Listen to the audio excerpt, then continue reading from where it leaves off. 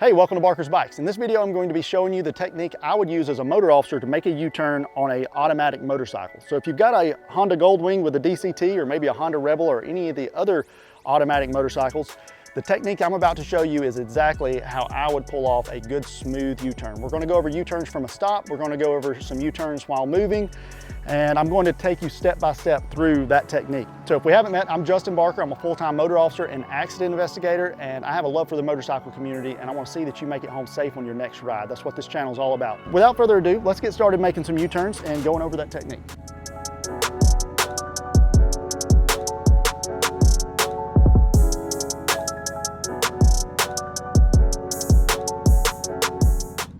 All right, so this is the technique that I would use to do a U-turn from a stop on a motorcycle like this Honda Goldwing with the DCT.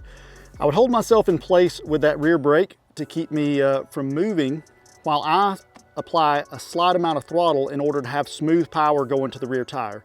So that's going to help you keep from being as jerky during your maneuver. Instead of trying to control it with the throttle and, being very jerky as you're making the maneuver and possibly dropping the bike, what I'm going to do is I'm going to set the throttle at a set amount of RPMs, probably around 1,000 to 1,500 on this particular bike. And I'm going to be holding it. Once it gets up to 12 to 1,500 RPMs, I will release my foot from the rear brake and make the maneuver. So I'm going to walk you through that step by step, what that looks like. Okay, so hold myself in place with that rear brake, okay? Got my foot held on the rear brake. Now, I will tell you this, I'm already kind of up forward in a slow riding position out of habit. That's just kind of how we do it as motor officers, kind of forward on the tank.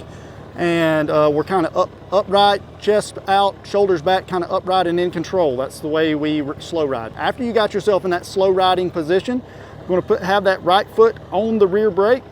And then I'm going to move straight up to the throttle hand and I'm going to apply a slight amount of throttle. Like I said, probably around 12 to 1,500 on this bike, as soon as I feel it starting to pull. So you can check this to see if you've got that smooth power delivery by releasing your foot from the rear brake while you're still in a straight line.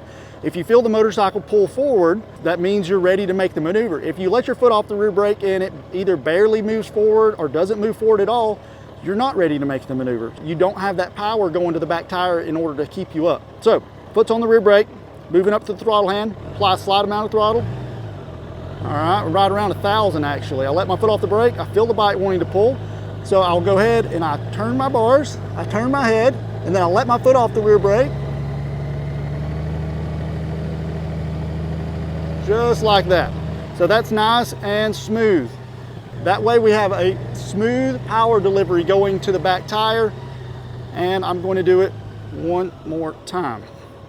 All right, foot on the rear brake, moving up to this throttle hand, slight amount of throttle there. I check to make sure I've got the power going so I know I'm ready to go. I turn my bars, I turn my head, I let my foot off the rear brake, and commit to the turn. So that is a full locked U-turn from a stop using very little lean. Lean is something we'll talk about eventually in some videos, but it's not always necessary. All right, so now I am going to do a couple of slow speed U-turns while moving and show you kind of what that looks like.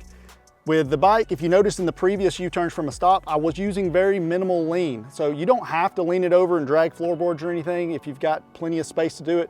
If you do choose to lean the bike, just make sure you've got that smooth power going to the bike, and you can get a tighter turning radius by leaning. It's not always necessary, especially if you've already got a fear of dropping the bike and you're just trying to get a feel for this to see how it works.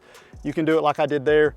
So all right, so we're gonna see what it looks like to do some moving U-turns on this. So what I'm gonna do is, if I need to make a U-turn while moving on this bike, I'm going to be applying a slight amount of rear brake to create some resistance while giving a slight amount of throttle. So I'm giving it the rear brake and the throttle in order to create that power going to the rear tire, which is going to keep me up in my maneuver.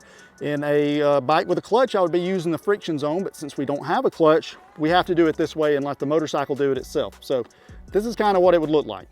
Dragging the rear brake, turn my head, turn my bars. Just like that. Turn my head, turn my bars, I'm dragging the rear brake. I want the bike to be in first gear. I don't want it to be in second gear. These switch pretty quickly to the second gear.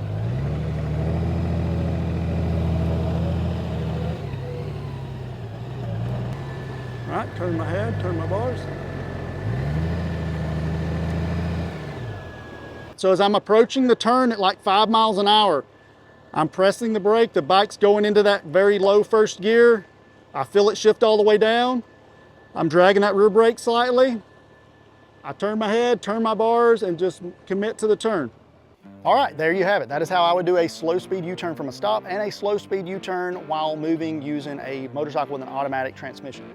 So be sure to give your motorcycle plenty of opportunity to cool off after training with it. So train for 5, maybe 10 minutes, and then let the bike sit or go for a ride and let the bike cool back down before continuing to practice these type of maneuvers. I definitely want to give that DCT type transmission plenty of time, plenty of rest. I don't want to overwork it. So be sure to show your motorcycle some love. And speaking of showing love, be sure to show me some love by hitting that like button, hit the subscribe button if you want to see more content like this, and let's become safer, better riders together. Thanks, guys.